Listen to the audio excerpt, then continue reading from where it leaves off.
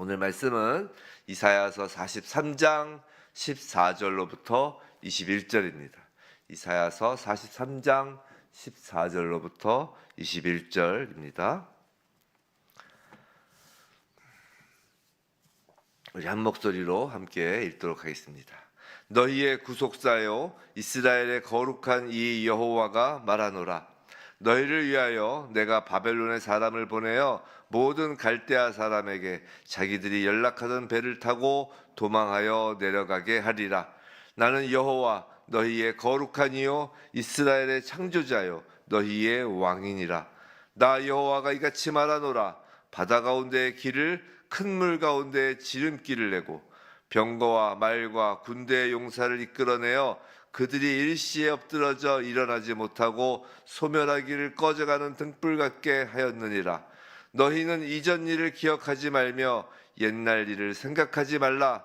보라, 내가 새 일을 행하리니 이제 나타낼 것이라. 너희가 그것을 알지 못하겠느냐? 반드시 내가 광야의 길을 사막의 강을 내리니 장차 들짐승 곧 승냥이와 타조도 나를 존경할 것은 내가 광야의 물을 사막의 강들을 내어 내 백성 내가 택한 자에게 마시게 할 것임이라. 이 백성은 내가 나를 위하여 지었나니 나를 찬송하게 하려 함이니라. 아멘.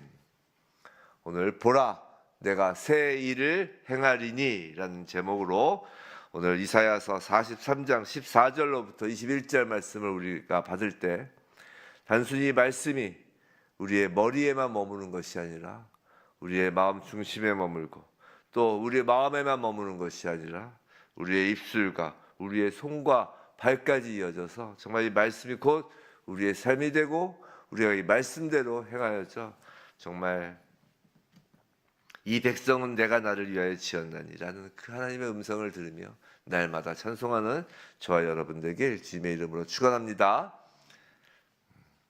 이사야서를 새벽 예배에 이렇게 강해 설교를 한 것은 참으로 하나님의 섭리, 하나님의 뜻이라고 생각이 들지 않으세요? 그런 생각이 듭니다. 때마다 이렇게 하나님이 시적절한 말씀을 이렇게 주셔서 이사야서를 통하여 선지교회와 또 우리 성도님들을 향하신 그 하나님의 일하심이 무척 기대가 되지 않으세요? 무척 기대가 됩니다. 이사야서 43장 유명한 말씀이 있죠. 보라 내가 새 일을 행하리니 이제 나타낼 것이라. 너희가 그것을 알지 못하겠느냐? 내가 반드시 내가 광야의 길을 사막에 강을 내리니. 이 말씀 매우 유명한 말씀이죠. 우리 사람들은 누구나 익숙한 것을 좋아합니다. 익숙한 길, 익숙한 습관, 익숙한 관계, 익숙한 동네 뭐 이렇게 익숙한 것에서 우리는 편안함을 느끼기 때문이죠. 편안함을 느끼기 때문입니다. 그러나 하나님은 종종 자주 우리의 삶에 새로운 일을 행하시는 분이세요. 이 새로운 일은 그래서 때로 낯설고 두려울 수 있습니다. 편안한 옷을 벗는 것과 같죠. 하지만 그것은 우리의 구원을 향한 그 인간들을 향한 그 구원을 향한 그 하나님의 섭리이고 은혜의 시작이고 일하심의 시작이라고요. 오늘 본문에서 하나님의 이스라엘 백성에게 보라 내가 새 일을 행하리니 이제 나타낼 것이라 라고 선포하십니다. 이스라엘 백성, 지금 이사야가 이 예언을 하고 있는 이스라엘 백성은 어떤 상태일까요? 그들은 포로로 끌려가 있는 절망 속에 있었지만 하나님은 그 상황을 넘어서는 새로운 일을 지금 시작하시겠다고 말씀하시는 거예요. 자, 오늘 본문 말씀을 좀 보면 이제 순서대로 좀 보면 14절 너희의 구속자여 이스라엘의 거룩한 이 여호와가 말하노라 라고 합니다. 자, 먼저 하나님은 새 일을 하시기 전에 하나님의 백성들에게 하나님이 누구신지를 명확히 알라라고 지금 말씀하시는 것과 같은 거예요. 너희의 구속자, 하나님은 이스라엘의 구속자이십니다. 구속자란 값을 치르고 건져내는 자를 의미하죠. 하나님은 단지 그들을 창조하신 분일 뿐만이 아니라 죄와 포로 상태에서 그들을 구속해내시는 분이십니다. 사랑하는 성도 여러분, 우리 역시 이스라엘 백성과 같이 죄와 사망의 권세 아래 있었지만 예수 그리스도를 통해 그분의 구속을 통해 우리가 해방된 것이죠. 우리는 하나님의 구속의 은혜를 결코 잊어서는 안 되죠.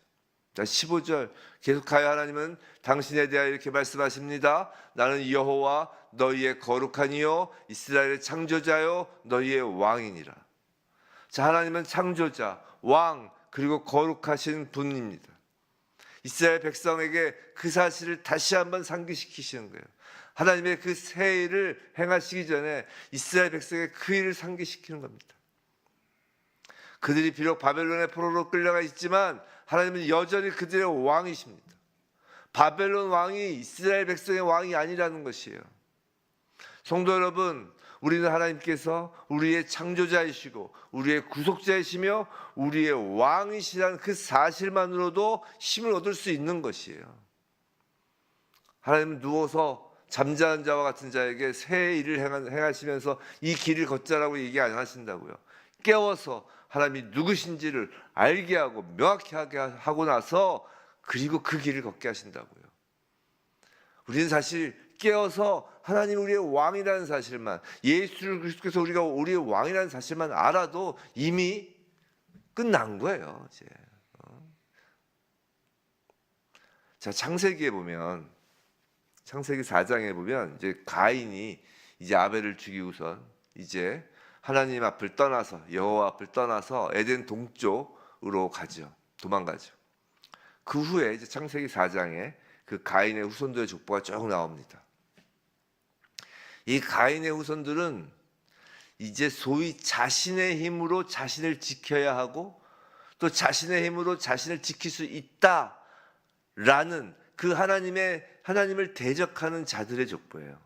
내 힘으로 나를 지켜야 하고 지킬 수 있다라는 자들. 하지만 그 가인의 족보가 끝나고 성경은 곧바로 이 가인의 후손들과 대비해서 이제 누가 나옵니까? 아벨을 대신한 셋과 그 아들 에노스를 소개해요. 그리고 그렇게 에노스를 소개하면서 어떤 구절이 있냐면 그때의 사람들이 비로소 여호와의 이름을 불렀더라라고 한다고요. 제가 좋아하는 그 장면이에요, 이게. 뭐 다 좋아하지만 특별히 제가 좋아하는 성경 몇 장면 중에 이 장면을 참 좋아합니다. 그리고 나서 사람들이 비로소 여호와의 이름을 불렀더라라고 하고 나서 아담의 계보가 쫙 소개되는 거예요. 가인의 그 족보 그리고 아담의 계보 그 사이에 그 에노스를 소개하고 있어요. 에노스 그 이름의 뜻은 사람이란 뜻이에요. 사람. 그리고 여호와의 이름을 불렀더라라는 의미는 여호와에 대한 공적인 예배가 시작되었음을 뜻하는 것이라고요. 그리고 나서 아담의 계보가 나온다는 것이에요. 그리고 나서 아담의 계보가 나온다는 것은 이제 하나님을 왕으로 섬기는 예배를 이어가는 자들의 계보가 쭉 나온다는 것이에요. 즉 하나님으로만 힘을 얻고 하나님으로만 보호되며 하나님만 의지하고 하나님만 예배하는 교회의 계보가 나오는 것이에요. 성도 여러분, 여러분이 여러분의 힘으로 자신을 지킬 수 있고 자신을 지켜야 한다고 생각하시기 마시기 바랍니다. 그러면 안 되는 거예요. 그럼 가인의 계보인 거예요. 그럼 가인의 생각인 거예요. 내가 성을 쌓고 내가 뭔가를 이루어야 내가 보호되고 내가 안전하다고 생각하는 건 가인의 생각이에요. 가인의 생각. 성도란 무릇 하나님만 의지하며 하나님을 예배하는 자인 거예요. 그래서 오늘 하나님께서 먼저 난 너의 왕이다, 구속자다, 창조주다 말씀하시는 거라고요. 우리가 세상의 위협과 공격 속에서도 하나님만 의지할 수 있는 이유는 하나님께서 당신의 이스라엘의 구속자이시고 왕이심을 그런데 역사 속에서 보이셨기 때문에 막연한 게 아니에요. 하나님은 역사 속에서 그 일을 보이셨다고요. 그게 이제 16절 17절이죠 16절 17절 나 여호와가 이같이 말하노라 바다 가운데의 길을 큰 물 가운데의 지름길을 내고 병거와 말과 군대의 용사를 이끌어내어 그들이 일시에 엎드러져 일어나지 못하고 소멸하기를 꺼져가는 등불 같게 하였느니라. 자, 이 말씀은 뭐가 연상돼요? 이거 출애굽기 그거예요. 출애굽기 그 애굽을 탈출하며 홍해를 건너는 그 사건을 지금 말씀하고 있는 거라고요. 하나님께서 홍해를 가르시고 그 가운데로 이스라엘 백성을 지나가게 하신 그 사건은 이스라엘 역사에서 가장 강력한 구원의 사건이잖아요. 그리고 이 사건은 무엇을 예표하죠? 어린 양 예수 그리스도의 십자가 그 구속으로 우리를 홍해에서 건져내신 우리의 구원을 상징적으로 보여주는 것이잖아요. 우리 인생의 역사 속에서, 교회의 역사 속에서 하나님의 이 출애굽 구속, 십자가 구속은 계속하여 이루어져 왔고 우리 인생과 교회가 바로 그 증거잖아요. 성도 여러분, 여러분이 예수 그리스도를 믿으십니까? 여러분 인생이 그 증거인 거예요. 이 16절, 17절의 그 일에. 하지만 이제 18절에서 하나님 놀라운 말씀을 하시죠.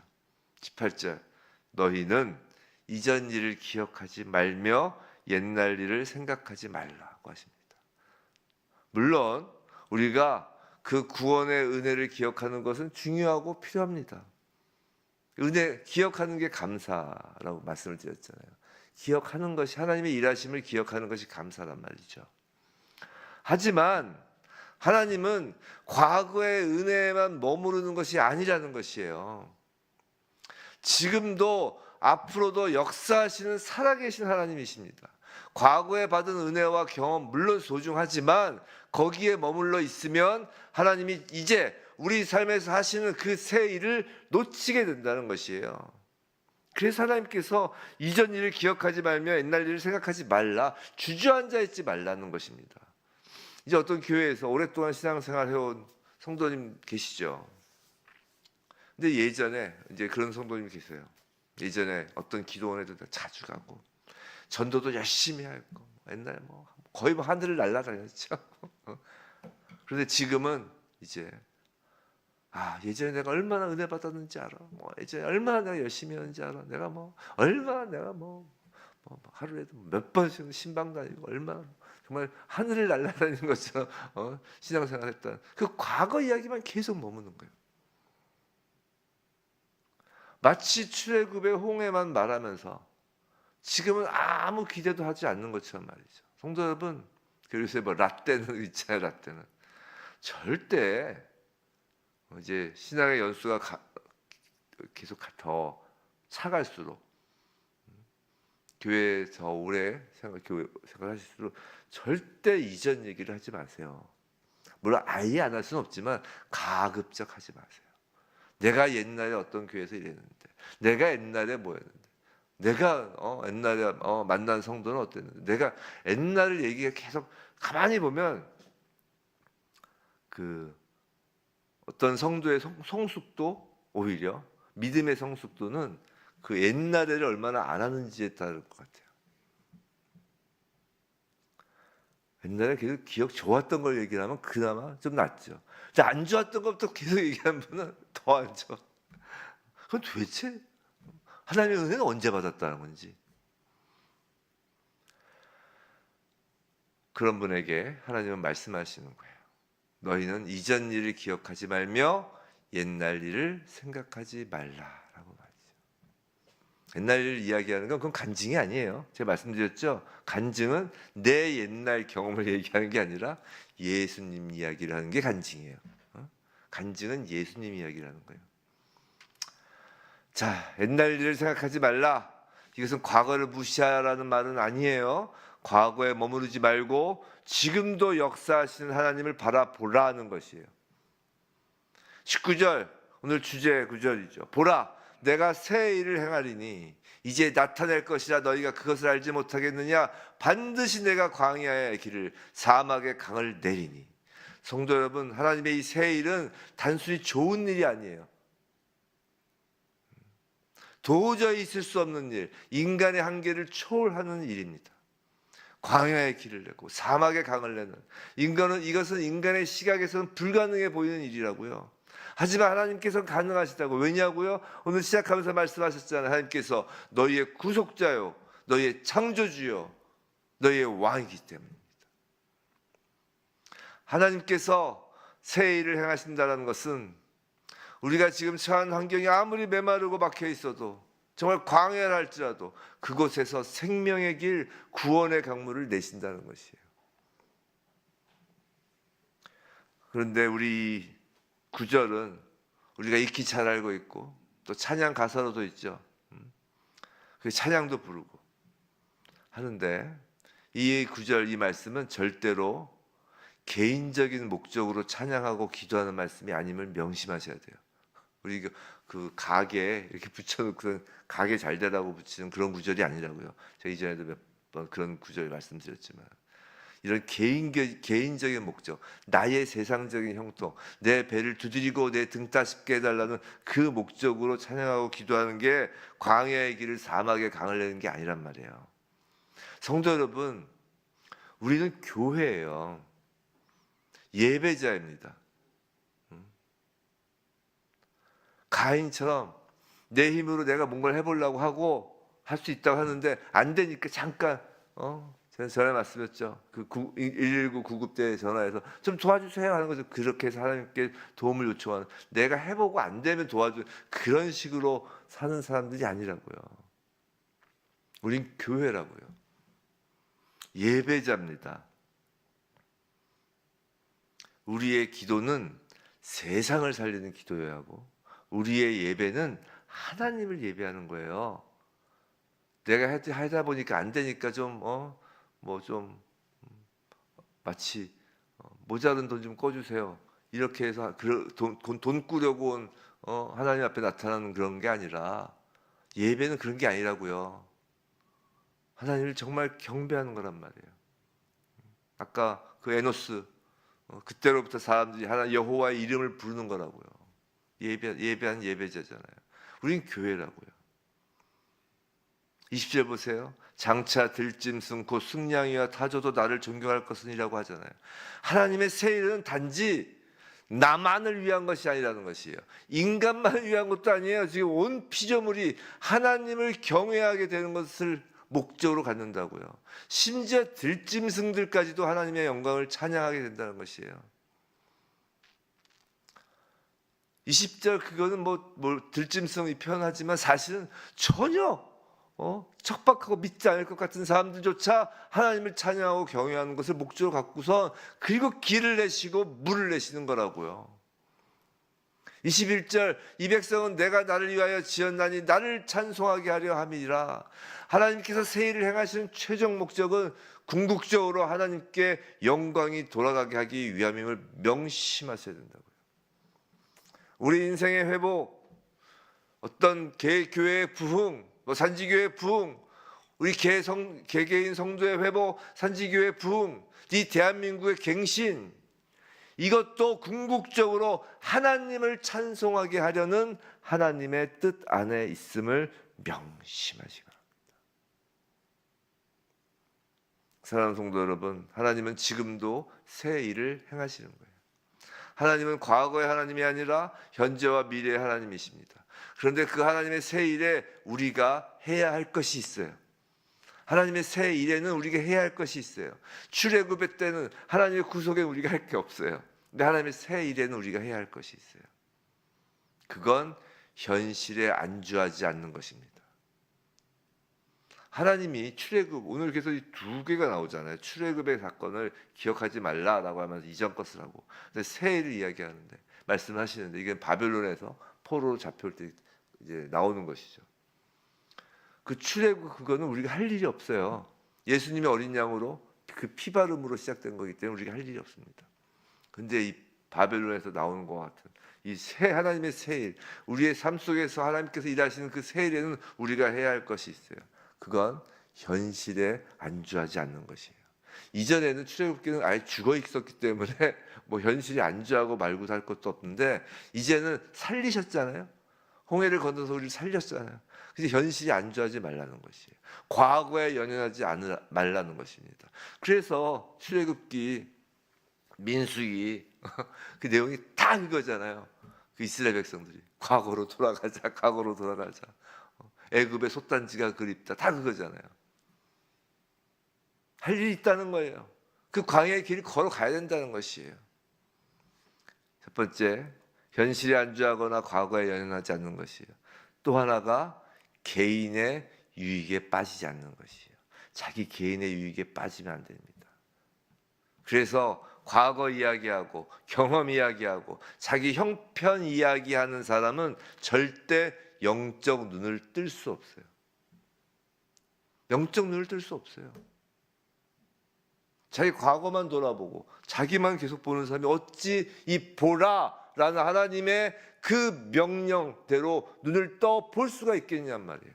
하나님이 보라 하는 것은 영적 눈을 뜨고 앞을 보라는 것인데, 하나님을 보라는 것인데, 과거를 계속 돌아보고 늘 내 형편만 이야기하면 영적 눈 자체가 띄어질 수가 없는 것이에요. 신앙생활 아무리 10년 20년 해보세요.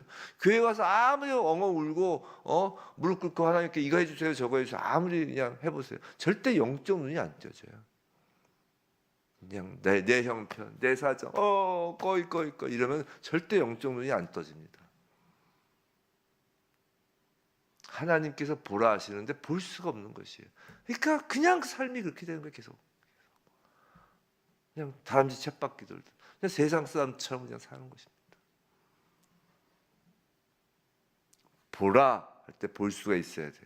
그리고 중요한 건 걸어야 하는 것이에요. 그리고 마셔야 하는 것이에요. 아무리 하나님이 우리 앞에 길을 내시고 아무리 하나님께서 우리 앞에 강을 내셔도 하나님께서 길을 내신 그 길을 걷지 않으면 그건 길이 아닌 것이에요. 하나님께서 아무리 강을 내셔도 그 생명의 강, 그 생명수를 마시지 않으면 그건 우리에게 강이 아닌 것이에요. 여러분이 걸어야 길이 되는 것이고 여러분이 마실 때 그때 그것이 생명강, 생명수 강이 되는 것입니다. 명심하시기 바랍니다. 그래서 우리가 해야 한다는 것이에요. 이스라엘 백성이 광야를 걸어가지 않으면 가나안 땅에 못 들어가는 거예요. 광야에서 반석에 물을 터뜨려 주셔도 그 물을 마시지 않으면 아무 소용없는 것이에요. 보라, 내가 새 일을 행하리니 이제 나타낼 것이라. 얼마나 기대가 되고 웅장해지는 말씀입니까? 하나님의 말씀입니다. 부디 이 하나님의 음성을 오늘 우리의 삶에 정말 믿음으로 아멘으로 받아들이고 영적 눈을 뜨고 우리의 발을 옮기며, 이 발을 옮긴다는 건 길을 따라 걷는다는 건 말씀에 순종한다는 것이, 길은 말씀을 상징하고 우리 강은 늘 성령을 상징하잖아요. 그 말씀의 길을 걷고 성령을 따라 성령을 마시고 그걸 나누어 주며 정말 하나님을 찬송하고, 이 하나님의 궁극적인 목적이잖아요. 나를 찬송하게 하려 하십니다. 하나님을 찬송하고 정말 세상에 그 말씀을 전하여 또 세상에 그 생명수를 전하여 정말 승냥이와 같은 자들 그 사이에서도 그들이 하나님을 찬송하는 그 놀라운 일을 바라보며 나아가는 그 길, 그 강을 향해 나아가는 우리 산지교회 우리 성도님들 되길 주님의 이름으로 축원합니다.